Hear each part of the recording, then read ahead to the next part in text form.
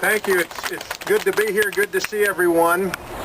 You know, this is really not about, it's really not about just health care. This is a larger portion of what's going on in this country, and it's called more government control. Bigger and bigger government, the government in charge of your decisions and your lives.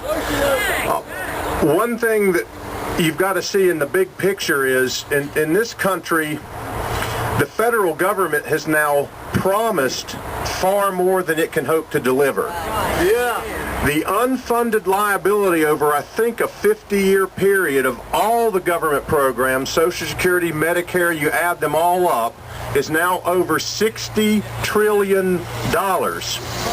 Now, something there has to give in the future, either incredibly higher tax rates or the government's going to have to renege on its promises.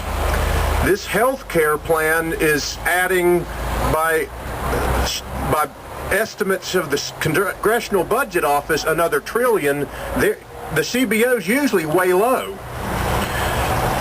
Is this, one, affordable?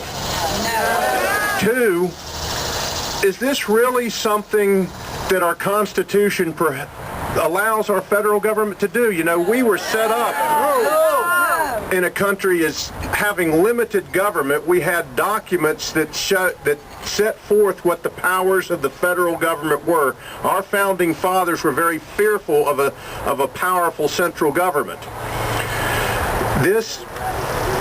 I asked someone, tell me where in the Constitution the federal government is empowered to compel every citizen to buy a health care plan. Nowhere! Even if that might be a good idea, where is that in the Constitution? As an aside, where is it in the Constitution that empowers the federal government to buy our cars back from us? But as we continue to add to these this unfunded liability, we're going to have some huge problems down the road for future politicians. And what we have to do instead is to start to unwind that unfunded liability and make that, instead of going up over time, go down over time.